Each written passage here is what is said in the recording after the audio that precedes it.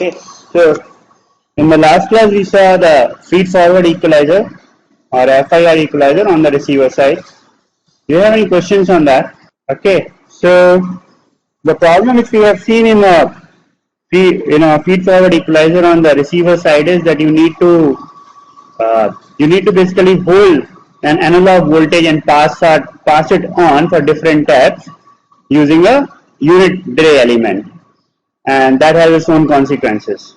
So then the thing is, we cannot pass this analog voltage as such easily. Means you can, if you spend a lot of power, you can do that. If you cannot do it, then what's the way we should go forward? So the other way is analog way of equalization, which is, so let's start that. Okay, so this is equalization on the receiver side. We already considered feed-forward equalization, after channel termination. This is what we saw, right, earlier. Just for a recap, this was that if you have a channel which is terminated with RT on the receiver side, and then we put this equalizer block. Okay, now we found the problems with this feed-forward equalizer. So we say we will go with an analog way of equalization because the received signal is an analog signal. It's not the same as discrete signal on the transmitter side. So the next one is, so let me just ask you a question. If I want, so my channel response is something a low pass transfer function, right? If I want to equalize the channel, what kind of transfer function do I expect from the equalizer? High pass. That's like a very simplest one. So if I just implement a high pass filter, that will, like, passive equalization I can do. We'll see this soon. Passive equalization with high pass filter. So I write it as passive equalization because right now we are not considering any active block. So this is simply using resistors and capacitors, or maybe inductors if we want. So now the condition is like this. After the channel, you have a termination. Somehow you need to terminate with RT, right? And at whatever equalizer block you are inserting in between, at the output of the equalizer, it will drive different samplers. This is what you have seen, right? For a clock and data recovery, even if you sample the data, you will have a number of samplers at the output of the equalizer. So that samplers will come with a certain minimum capacitance, which is CL, to begin with. And here you can say this is a sampler. Now this sampler differs whether you are using a Hawk phase detector or a bang phase detector, which you have seen before. How many samplers will come, this will all differ. So in between I need a high pass filter. Okay, so let me just say that this is your VRX in, and this is VRX, let's say, equalized. Let me write it a bit more clear. This is VRX equalized here. So this high pass filter should take, in the starting point is this high pass filter should take into account your capacitor CL. Well, that's the loading which is coming if you do not put any gain block in between. Okay, so I have the capacitive load CL, and VRX in is the driving node. What should I connect in between to have a high pass filter? VRX in to VRX out, VRX equalized.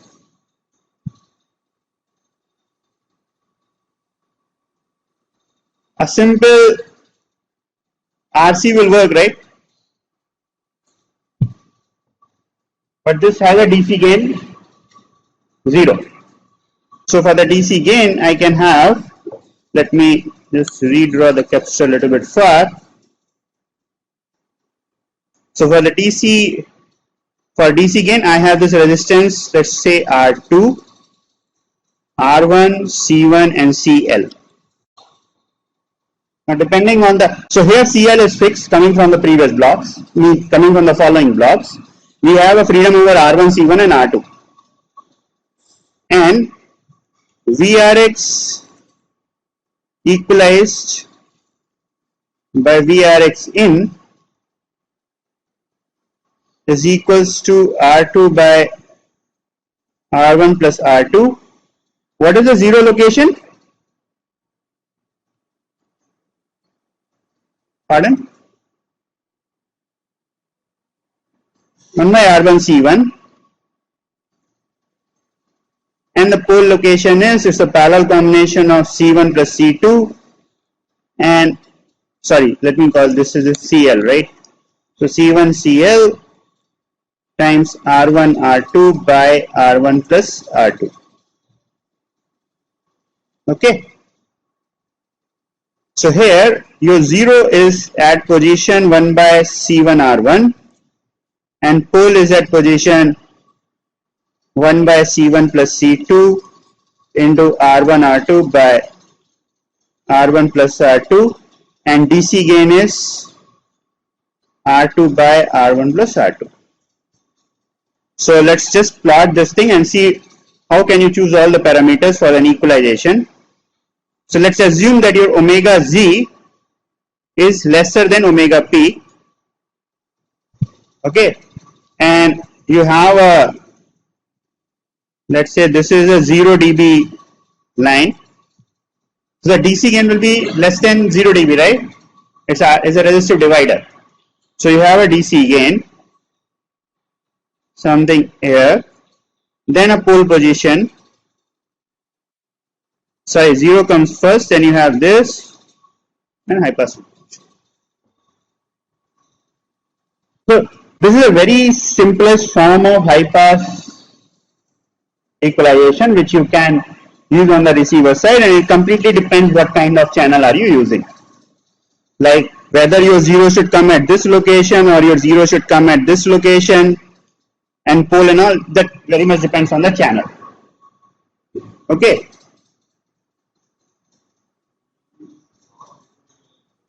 Pardon?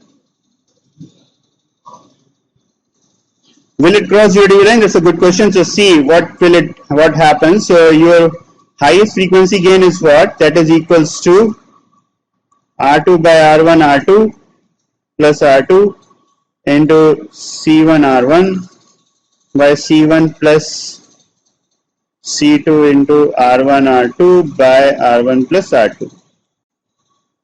So you have, this is C1 by C1 plus C2. It doesn't. So now this is, I was just saying that you think that it can start with a 0 dB lesser, but it can still go higher. But in this particular implementation, it cannot even go higher. So your actual 0 dB line is here.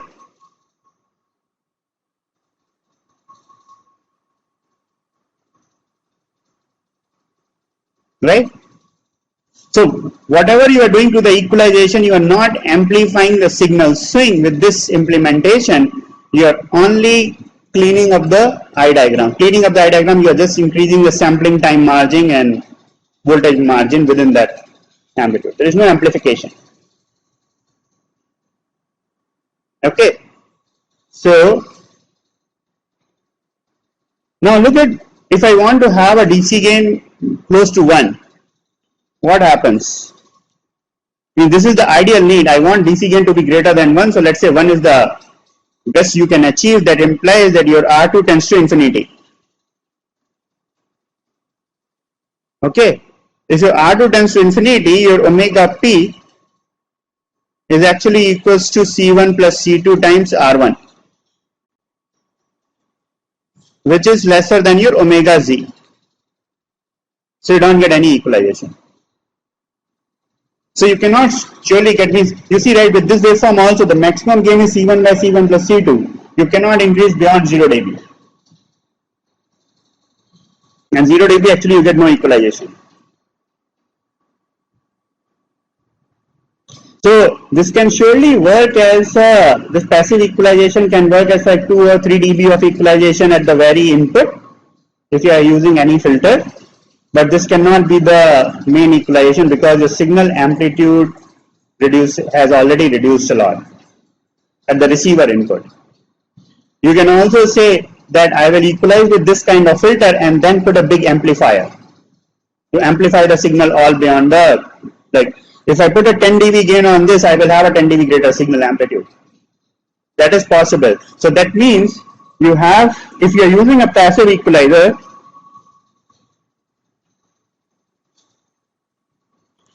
quite often you need to use a wideband amplifier.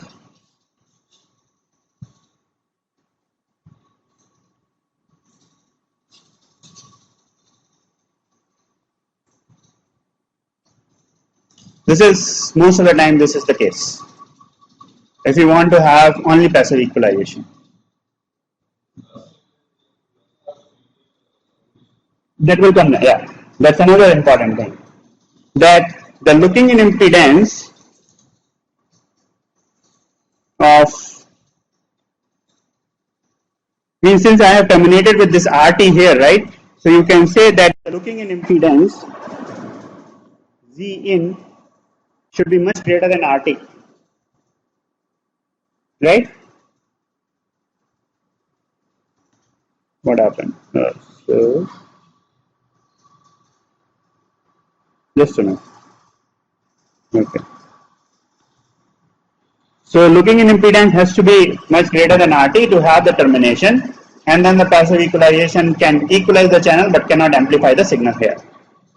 So now you see the other way around is if I have this passive equalization followed by a wideband amplifier. Yeah.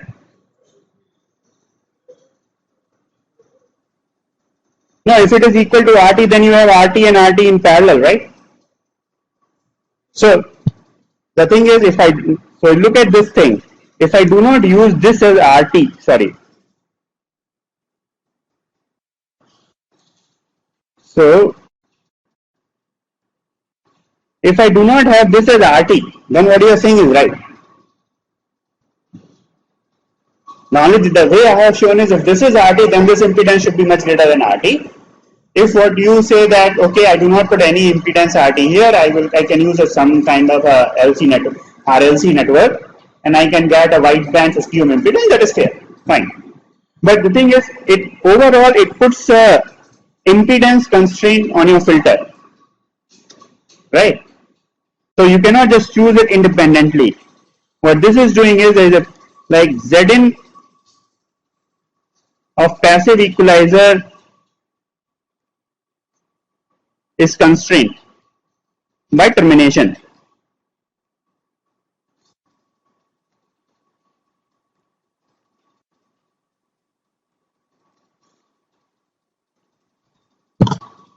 That's important thing. Okay. So the next thing is that okay, I will use a passive equalization and a wideband amplifier. We do not know if we can have this wideband amplifier, but if you can, that is fair enough. Okay. So just on the same idea, can I have the equalization and the wideband amplification in the same block? Right. Right. Here I have put it separately. You equalize, you amplify, or I can say you amplify and you equalize, whichever way you want. But I can also say I can combine both of them in one. Okay, and that is if I combine, you can say if I combine both of them in one, that is actually your CTLE.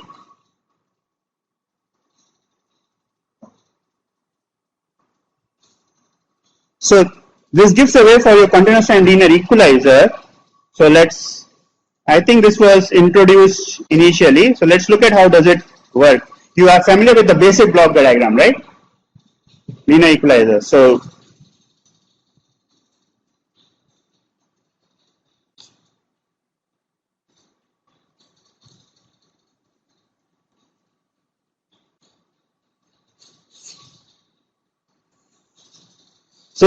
this linear equalizer we can look in two separate parts because that is helpful in the design of the equalizer.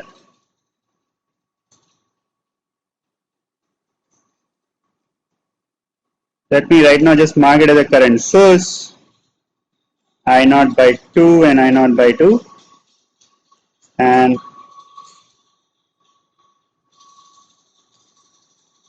we are applying a differential signal.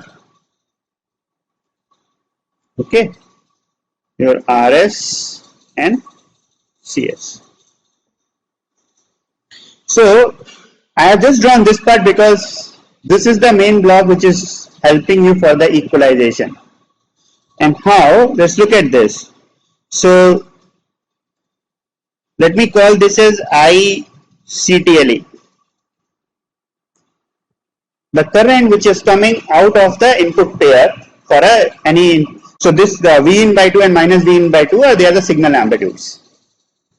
Okay, So if you write the expression, so I think this one would be straightforward for you guys. This is ICTLE of S is equals to GM times RS parallel, sorry, RS by 2 parallel 1 by 2 SCS by 1 plus GM into RS by 2 parallel 1 by 2 SCS. This is the voltage at the source node, right? GMR by 1 plus GMR. Here R is just replaced by RS parallel plus 1 by 2 SCS. Into the same impedance, the current which is going is this right here, right? And this whole thing into Vin by 2. The direction of current in the other branches for the signal, the small signal current. So this one, if you look at 1 plus RS, so let me just do it here, 1 by 2 SCS, RS by 2 plus 1 by 2 SCS, which is equals to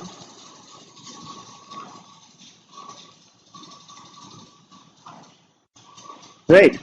So I will just use the same thing, GM into RS by 2, 1 plus SCS RS, which is equals to GM into 1 plus SCS RS divided by 1 plus GM RS by 2 plus SCS RS.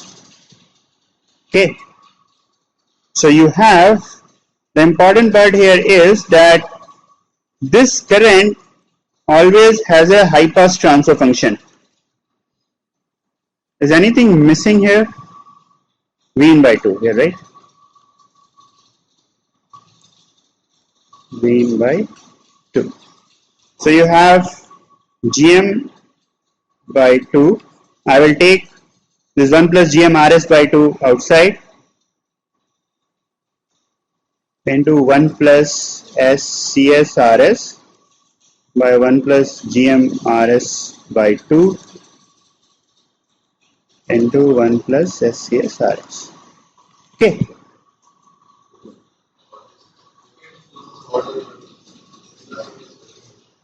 It's not okay to use this model when the signal strength is very high, but the assumption is that the received signal at the input of the receiver, the input of the receiver is very small, such that it operates in the saturation assumption of the input pair. So that assumption is held here. Okay.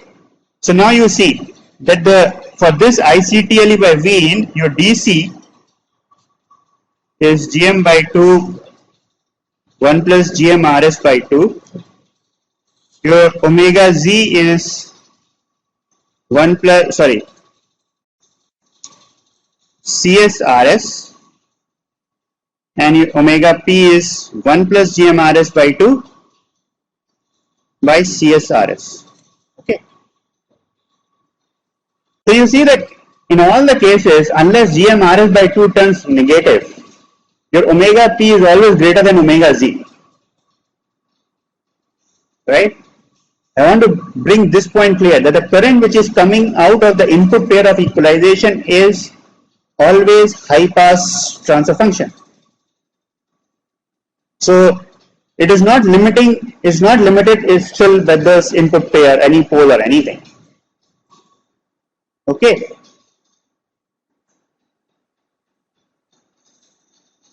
So if I just, you can say if I just plot it's like a transconductance, it is having some DC gain, a high pass transfer function like this.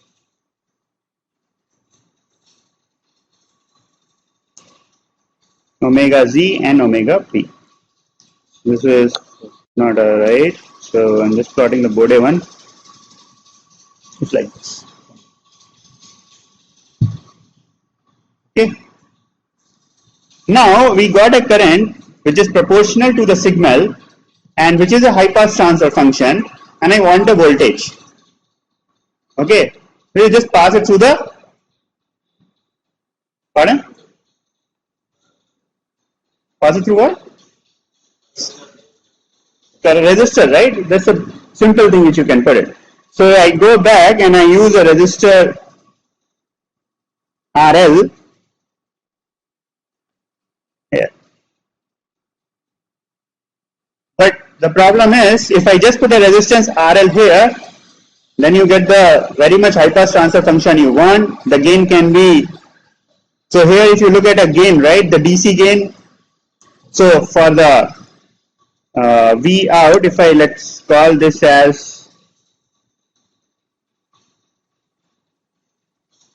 the difference between this is V out. So V out by V in of S will be equals to GM by GM RL by 1 plus GM RS by 2. Okay.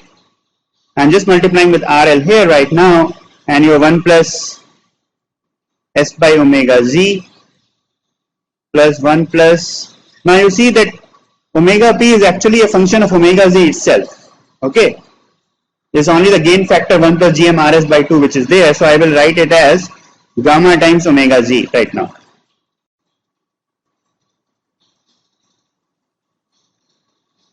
Okay. So you can get a gain greater than 1, you can a high pass transfer function for the equalization. But what happens is there is this capacitance load setting there at the output.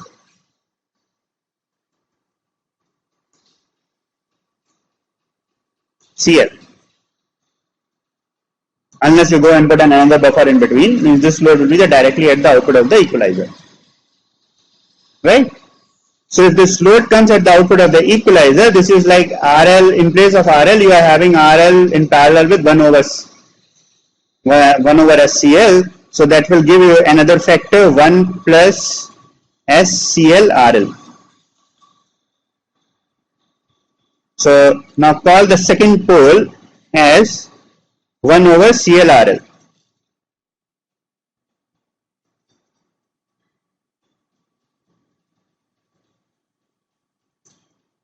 Right? So what will this 1 over SCL? So if you look, this for the transfer function which I have plotted for the current. So this is I CTLE by V in, right? On the same thing, if I want to plot the V out by V in, just assume that the axes are changed and all. So the thing is, till the time you hit the pole, you are still following the current transfer function with some gain factor. But after you hit the pole, so let's say if the pole is here, somehow, this is the location of omega P2. Then your output transfer function will be something kind of this, right? But if your pole is farther away, let's say the pole comes here, then your output transfer function will be, you will just, let's see, I am changing the gain also in this particular case, it will be like this. So very much dependent on the pole location, whether it's greater or higher than the pole which is coming from the input pair. But in all the cases, you can still maintain an equalization. Okay.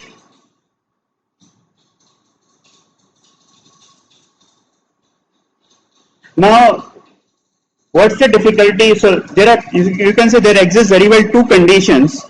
One is, so omega Z is always less than your omega P1 and omega P2. But whether you are having omega P1 and omega P2, let me just redefine the first pole as omega P1. And the second is whether your omega Z less than omega P2 and less than omega P1. Okay. There are at least two conditions in this case. Now, which is better to work with depends on the factors that whether you want to change the peaking frequency, whether you want to change the gain. So it's like this, you design an equalizer for a given channel, okay, but you still want to have like a variable factor which you can change to vary the equalization slightly, because you do not know what the channel is exactly going to be. So the tunability exists. Now whether when you are tuning your equalization gain, what are you changing? Are you changing the equalization peaking frequency, you are changing the DC gain, or you are changing the peaking gain? So all these are the factors which you need to think about when you're designing CTLE. So let's see what are the pros and cons of each. Okay. So let's consider first that your omega Z, omega P1 and omega P2, this is the first condition you have. Okay. You have a DC gain, omega Z, omega P1 and omega P2. And just I will, so I think you can see, oh, it's not coming here. So omega Z is equals to 1 over RS CS. Omega P1 is gamma, which is actually greater than 1 times RS CS. And omega P2 is 1 over RL CL. And the factor which you, and the DC gain is equals to GMRL by 1 plus GMRS by 2. So just before that, you see, what is this difference? If I want to ask this one, this is a peak, this is a DC. So if I want to define a peak by a DC, so a peak is you place, you see in a peak, if omega P1 is lesser than omega P2, a peak will be a DC times, this is still an approximation, omega P1 by omega Z, right, which is, so you have a DC here, but this is important, how much of emphasis are you providing, 10 dB, 20 dB, whatever. Okay, so omega P1 is 1 over, sorry, this is 1 plus GMRS by 2 times CSRS 1 by CSRS.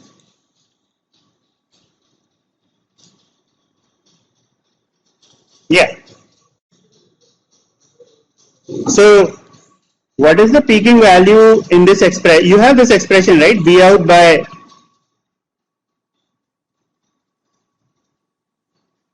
this expression, right? So what will be the maximum value at the peak? So DC gain, you know, what is the maximum value? Maximum, you see in this transfer function, the maximum value comes at omega P1. So I substitute omega P1, that's why I'm saying this is an approximation. I substitute omega P1, so you substitute omega P1 here, right, and omega P1 here. That is the peaking value, right, if you're plotting the Bode plot. If omega P1 is much lesser than your omega P2, then the effect of omega P2 at the peaking gain is negligible. If omega P1, so did you get the way I plotted the Bode plot? So Bode plot till the omega Z, DC gain was the flat gain. When omega Z comes, you have a 20 dB upward slope, right? When omega P1 comes, at that frequency, your 20 dB upward slope is cancelled by a 20 dB downward slope of the pole. So that means that omega P1, you are getting the maximum peaking value in this figure. So if I go and substitute omega P1 in this expression, I will get the peaking value, right? Does it clear? At that particular point, I am not considering the effect of omega P2 on the transfer function. And ideally, if I need to write, means if I want to use the expression, so let's say if I want to write V out S by V in S evaluated at S equals to J omega P1. This is how I should do ideally. This will be equals to ADC mod of 1 plus J omega P1 by omega Z 1 plus J omega P1 by omega P1, right, into that your other factor, the omega P2 factor. So this is, I'm just barely simplifying it. At the high frequency, your 1 is negligible and you get omega P1. Okay. So did you get that this A peak by, when I'm having a omega P1 is a dominant pole, which is coming closer to omega Z, at that time A peak by ADC is dependent on GMRS by 2. That means if I change RS, I can change the peaking gain. Okay, so let's say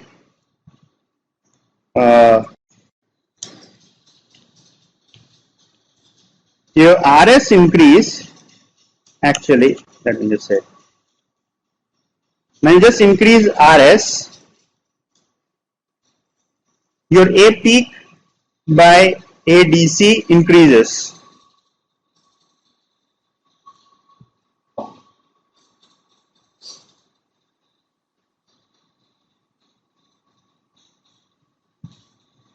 Okay.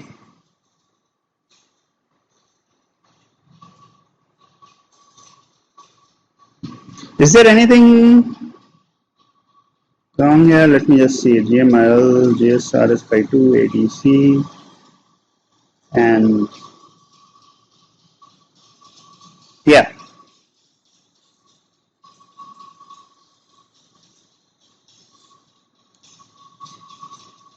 Okay. So what happens if you increase RS? Actually, you get a lesser DC gain to begin with. Can you see that?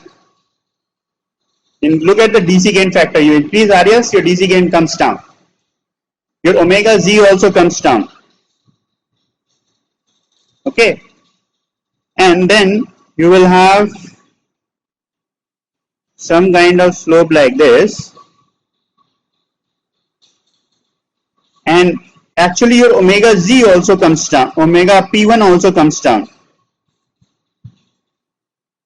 by some factor. Because if you see in omega P1, right, you have RS in the numerator and denominator both. So effect is lesser. So you can maintain this kind of transfer function.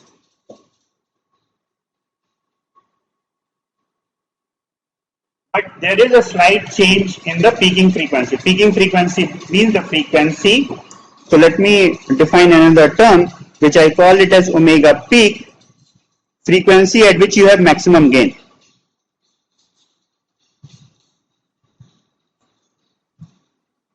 Okay.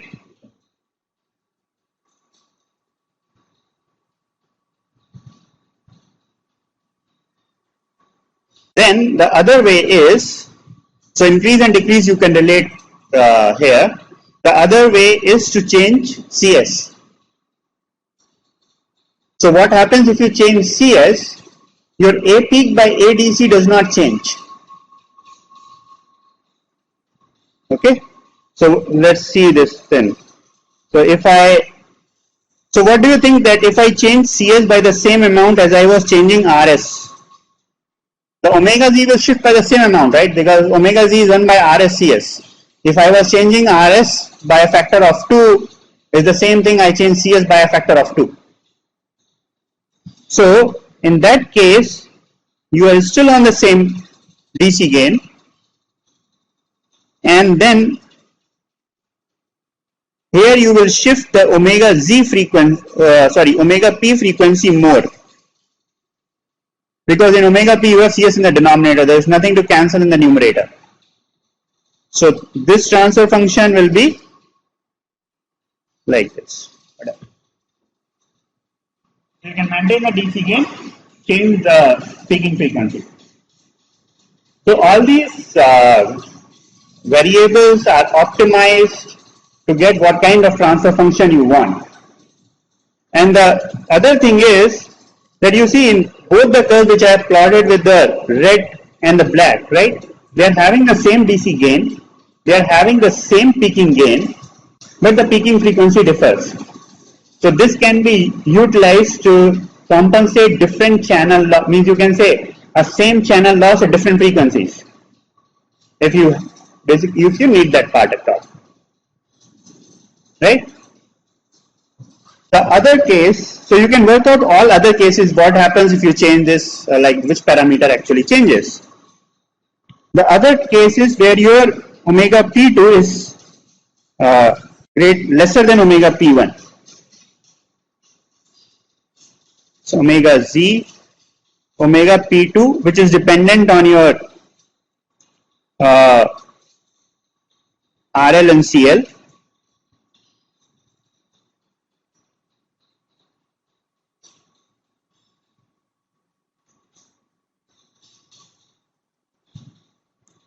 Okay, so let's use the same. So in this case, A peak by ADC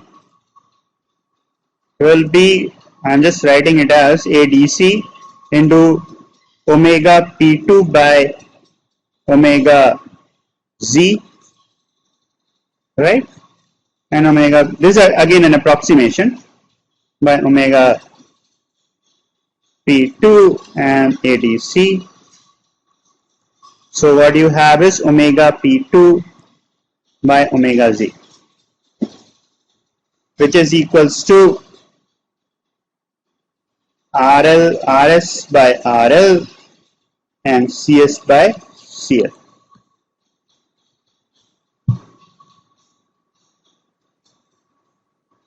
Okay, so in a very like more simplified term, I can say that A peak by ADC in both the cases is equals to minimum of omega P1 and omega P2 by omega Z, in approximation.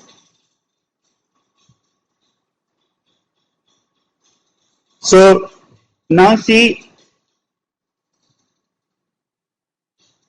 what happens if I increase RS. That was the first thing which we did in the previous case. So if you increase RS, what happens to DC gain? It reduces. Okay. DC gain reduces. Omega Z changes. Omega P1. So by reducing RS, your omega Z changes. Your omega P1 roughly remains the same. So let me call this as omega P1 dash, and omega P2 is not affected. So let me just get this slightly, it's not to the scale. So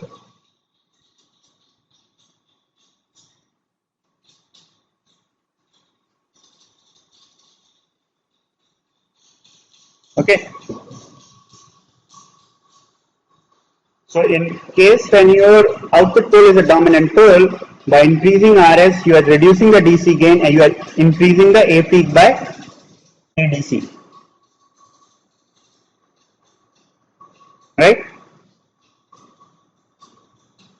So, and you can say that in this way, A peak by ADC increases, omega peak is unchanged.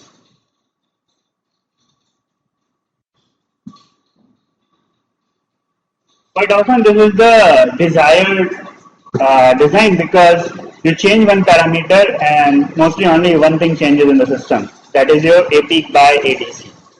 So you can equalize for more channel loss without changing the frequency of the data, because without changing the data rate or Nyquist frequency.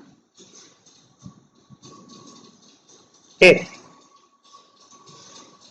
and if you change CH, so you cannot change, first thing is you cannot change the CL is coming from the following block, so that is limited. So if you increase CS, okay, it will have the same effect, but the slight different thing is that you are still here, and in this case you actually increase the peak frequency gain.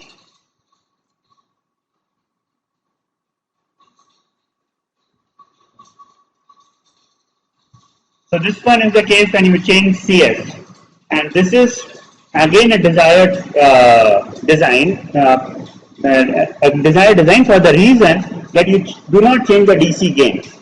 As soon as you change the DC gain, actually you are reducing the output swing. If you do not want to reduce the output swing and still want to equalize the mode channel loss, you just want to increase the peaking gain, and without changing the peaking frequency. Okay. So increasing CS, you again increase your A peak by ADC. Omega peak unchanged. What happens?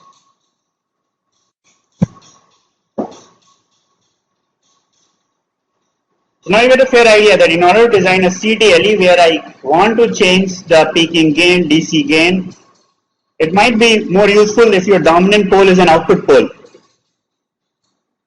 so that you can very well control the output swing. Otherwise also you can control it. If you change RS, you change CS accordingly so that the peaking frequency remains fixed and your A peak by ADC actually increases. Okay. But you also consider that if you are reducing a DC gain below a certain value, then your final output swing is going to be lesser.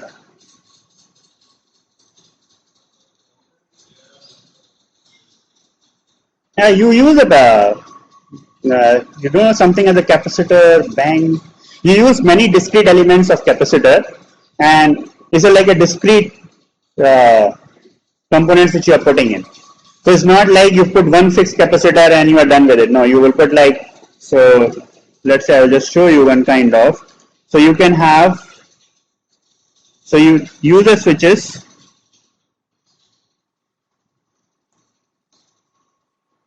So let's say this is the caption which you are, so in, okay, so if you are looking for a, in this implementation, you can say it can be something kind of, so these are the two source nodes of the amplifier. Let me just call them as VS1 and VS2. Okay, VS1 and VS2. And let's say this is for C, 2C, and C. So by using these switches, you can realize between 0 to 70. You got a 3-bit control. The same thing you can do for the resistance. So this is using a discrete element. You can try doing something with a varactor. That's also possible.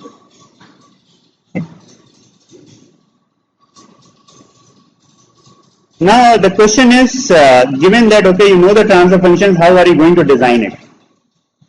When you have real transistors and they have, means the thing is, if you are considering this at any high speed, then the you can say the parasitic capacitance of the input pair will also come into picture, right?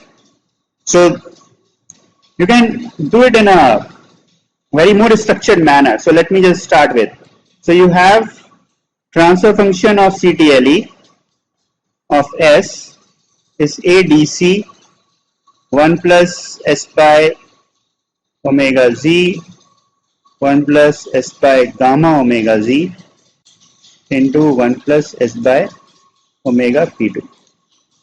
So this is the CTLE transfer function. Okay. Now if you look the transfer function itself, means whichever way you take it, what is the frequency at which you want the maximum gain for a given data rate?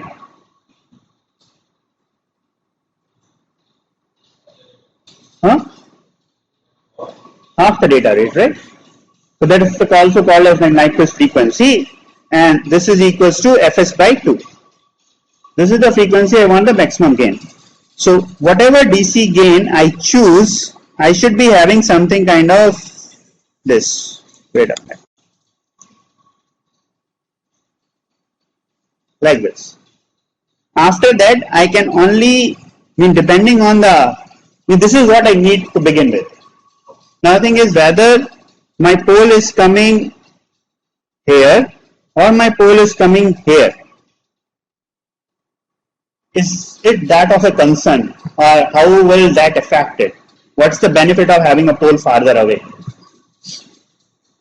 Okay, so this is what you need. So you can say that whichever place it comes, it will either do this, it will either do this, or it can even do this here. If my main goal is to compensate the channel till the Nyquist frequency. Okay, so you can see that if, let's say, if your if the transfer function, if you are having this kind of transfer function where at the peaking frequency, it's not the same as location of, means your peaking frequency is also the frequency at which you are having a downward slope. The downward slope is your omega p1 and omega p2 were somewhere around it. Omega p1, I am just saying they can reverse the place, but omega p1 and omega p2 are somewhere around the peaking frequency. And at the peaking frequency, your derivative of the transfer function is going 0. So let me just write that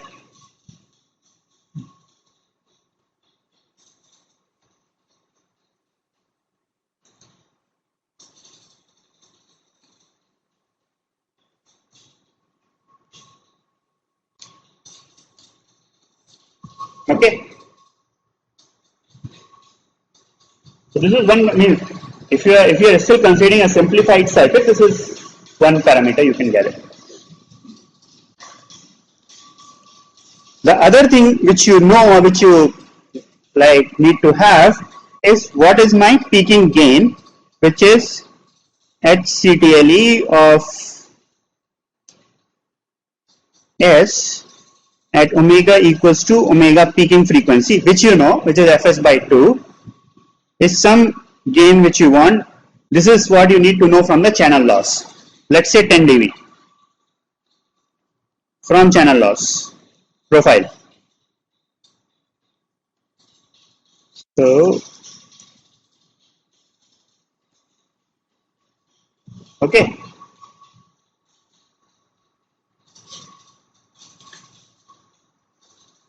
And then there is a DC gain. This is, to begin with, you need to start with some parameter, ADC.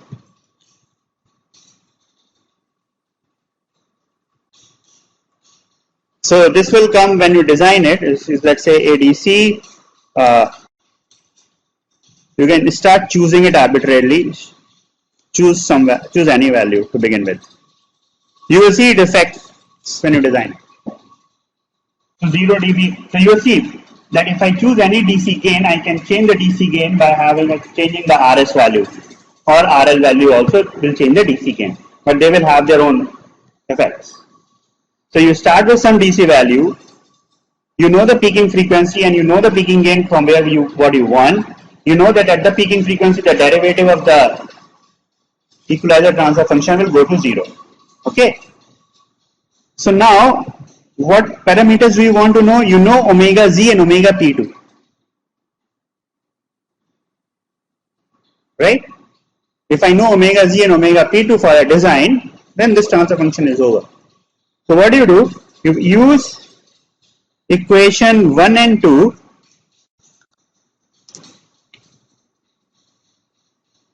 to get omega z by omega peak and omega p2 by omega peak. You can easily work out this ratio from this two equations, right? Then the other parameters which you have now, the thing is you are considering this transfer function, so you have need to choose RL, GM, and all those things you will choose for a minimum power. So let me just give you a step-by approach. The time there. So I think I can talk about the step-by approach in the next class. It's already cross 50, right? Okay. Yeah. So let me stop here. Okay.